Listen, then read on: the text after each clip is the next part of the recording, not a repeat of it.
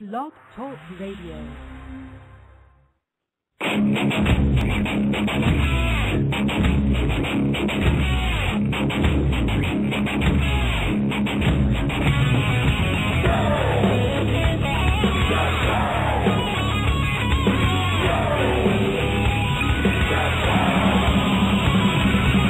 We bang your ugly friends too.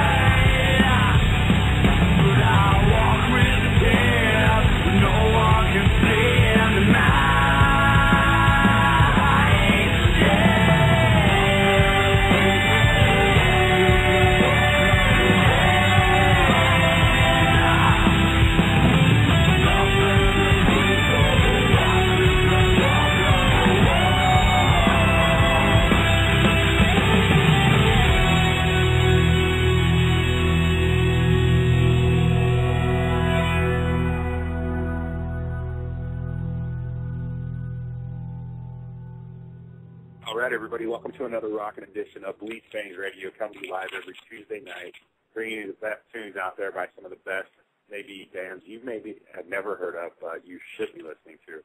Obviously, that was Outrage right there with White Walkers. Very kick-ass song. Good way to start the show out. We've actually got Nick on the phone with us right now. So what's up, Nick? Hey, buddy, what's going on? Nice to meet you, my friend. Very nice to meet you, too, man. So, so you guys are actually over here in the States right now, and you're on a break. You guys just went on a pretty, looked like a pretty crazy U.S. tour, man. You guys started in June, and you guys just finished up recently, and you're kind of taking a break. So how was It's been great, man. I mean, we only get a short break before we're straight back on the road again. But man, it's been great.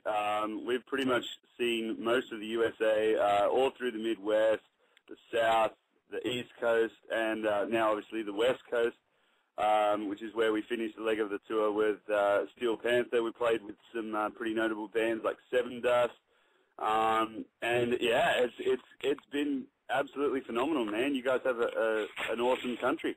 It's great. We seem to get that a lot from a lot of the bands coming from Australia. They always want to come over here, and we all want to go over there. So I don't know. It's kind of funny.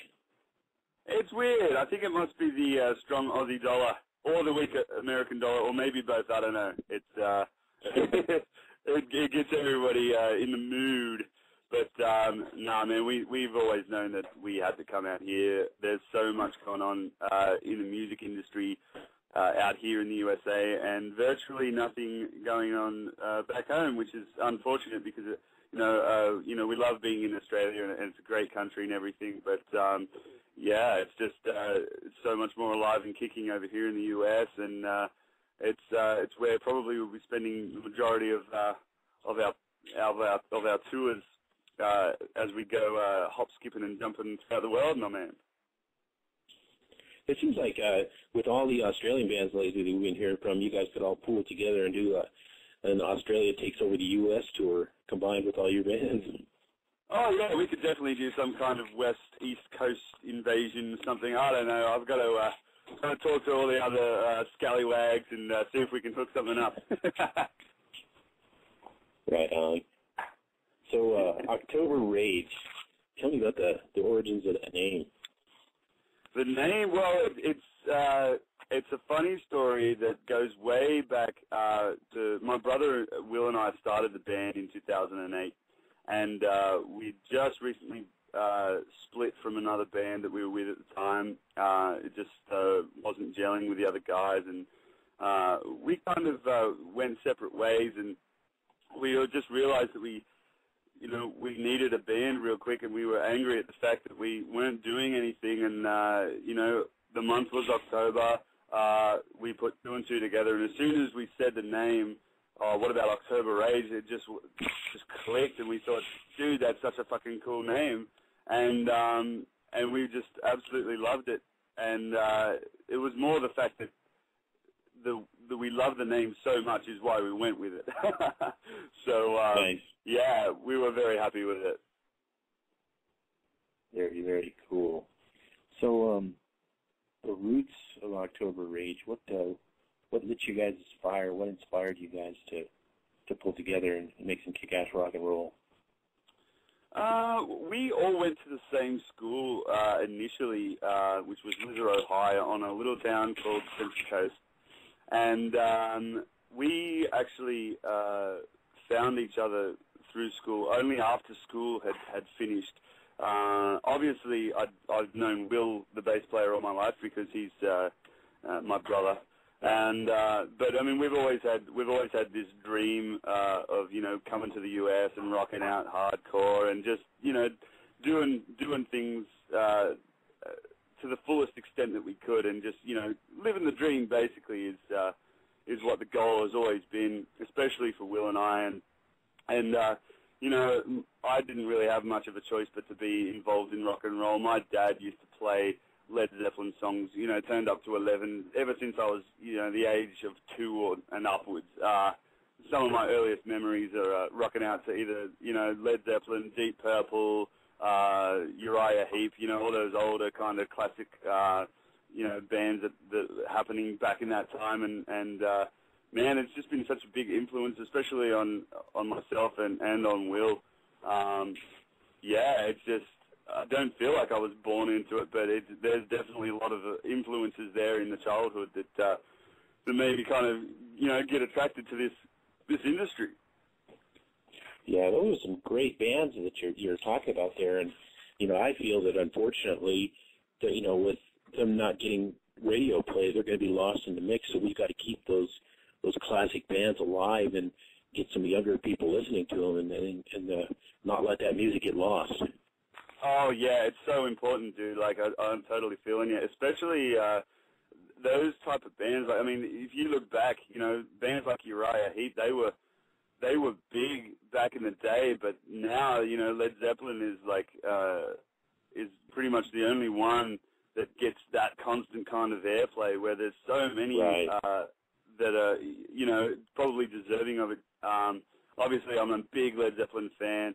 They're one of my number one favorite bands and always will be for all time. But, I mean, there's a lot of other, bands out there. And yeah, like you said, it's important that they don't get left behind. And especially that kind of timeless kind of sound is so important. I think that, people talk about rock music, where it's going, is it dying, is it growing, what's going on? And, I've always thought that, there is, I don't think it's necessarily dying, but there's a lot more avenues for other things, and certain trends are coming in. And, I mean, disco is back, and, that was a phase. And, for all I know, it'll phase out again. But one thing I'm certain of is rock and roll and all that kind of atmosphere has been around, and it's never left, as far as I can see. Yeah, Charlie and I, we see eye to eye on a whole lot of music, and we're all on the same page with bringing in new and old music. Isn't that correct, Charlie? Absolutely. Yeah. Man, absolutely. Yeah. So I think that right now is a good time we can play Open Your Eyes by Outrage. What do you say? Yeah, we're talking with Nick off of from Outrage. He's vocals and guitar, and playing some tunes off of their debut album, Outrage, and a lot of killer tracks on here, man. We only got time for a few tonight, but we've already played White Walkers, and I'm thinking maybe a little bit of Set You Free right about it. Yeah, Set You Free, that'll work. Let's play that. Here we go. Good. Set You Free, Outrage.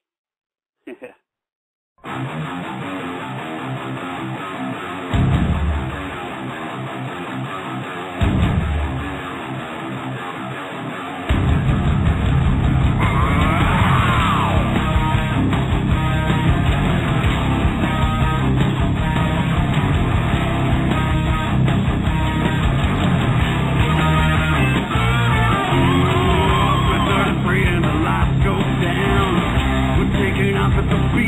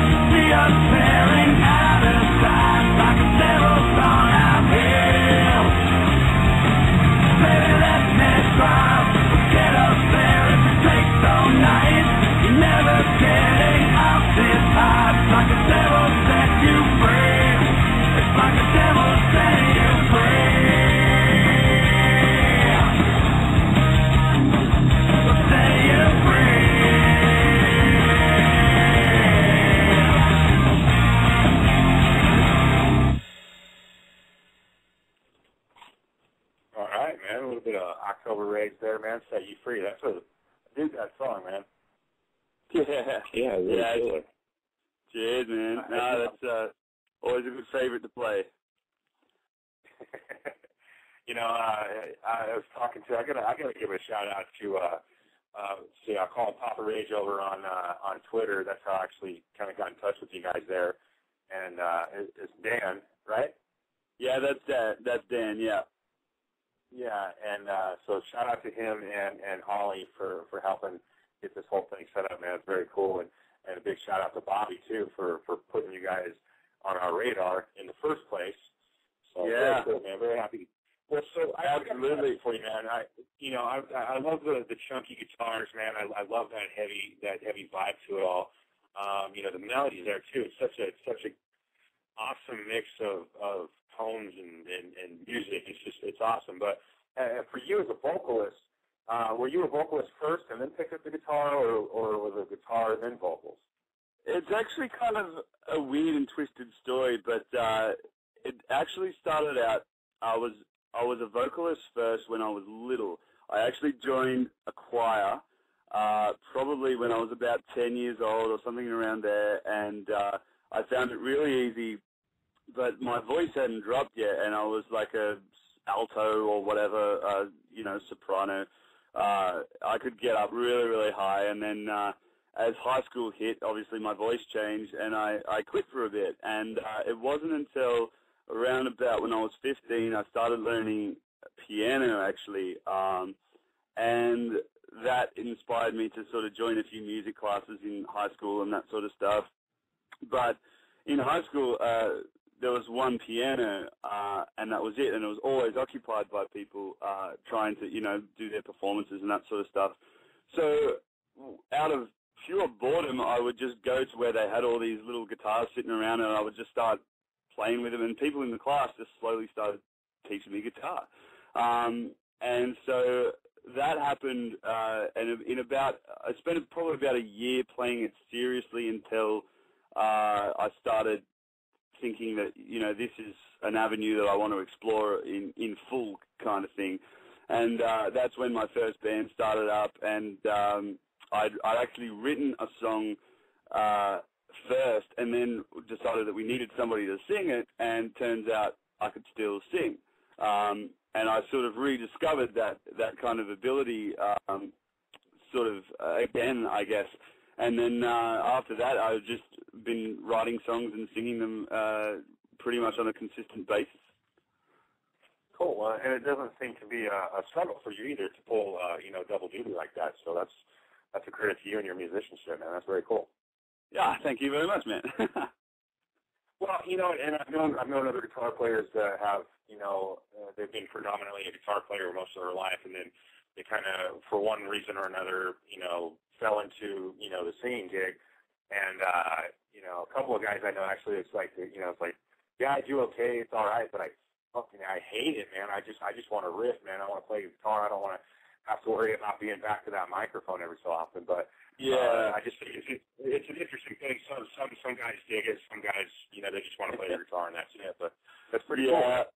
I can definitely sympathize with that too. I mean, sometimes you just do want to rock out, which is obviously why on the album I do obviously a little bit of the lead work as well, just because it's so important. I just love playing guitar. I probably love doing both equally as much as each other. I probably spend more effort into my singing probably, but I love doing both, probably just about an equal amount. Yeah, it's good. Very cool. Well, like I always do when we have guests on, I'm constantly posting links of your Facebook pages, your websites, and our chat room, as we always have a live chat going, so everybody can go check all that out and check out all the cool stuff that's going on there, and keep up with whatever you guys are doing. I am interested. I'm not seeing any new tour dates on this part of the tour. Are you guys going to have those up pretty soon, or you guys still working? Yeah, actually, we were about to make a very big announcement, and basically on the next leg of the tour, we will be joining up with Saliva as they tour through Texas, Louisiana, and places like around Georgia and that sort of thing. which wow. it's phenomenally big news for us, especially over the next couple of months. That's happening for about a few weeks in there somewhere along the rest of the tour. So, man, we're all pretty excited about that, and that's going to be obviously a big highlight in our tour so far. So, yeah, really looking forward to that. Cool, man. Well, hopefully you guys throw an Albuquerque date in there, and we can hang out and drink some beers and whatnot. Oh, I'm totally up for that. I'm totally up for that. Let's make that happen. Absolutely, man. Now, well, I'll actually we'll throw you some information if you guys are interested. I don't know if you guys have time or whatnot. I don't know what your tour schedule looks like. But I'll definitely throw some information your guys' way with some places to play around here if you guys are on your way to Texas anyway. Yeah, let's do it. Let's hook something up. That'd be great. Right on, man. Yeah. Well, hey, yeah, that's awesome, man. Well, this is the part of the show that I hate. We're almost out of time. But like I said, I've been throwing up in the chat room links to your website, your Facebook pages, and pretty much you can find anything you need to know about these guys right there, man. And we'd love to have you guys back on the show anytime you want. It doesn't matter if you're in the States or in Australia. You're always welcome there. But we really appreciate you hanging out with us tonight and shooting shit with us, man. Cool, man. That's excellent. You guys are pretty awesome, I have to say. We appreciate it, man. But we're gonna take this segment out with another one of your songs. But I'm gonna give you the pick on this one. Are we gonna do the cover, or should we just do Supernova? You know what? I think you might want to do the cover. This is my sister singing in this one actually with me. She's a phenomenal singer, and we've been Alter Bridge fans since pretty much they started. So yeah, this one means a lot, and I think Open Your Eyes is it's a good point of difference for the show. Let's do Open Your Eyes. Absolutely. So once again, man, this is Nick with Outrage, singer, guitar player extraordinaire. Man, it's been a pleasure hanging out with you tonight, man. Like I said, anytime you guys want to come back on, all you got to do is tell us what's up, man. But we're going to close this segment out with some more Outrage. This is the cover Nick just told you about. And we'll be back in a little bit, man. But thanks to Nick. No worries. Thank you very much.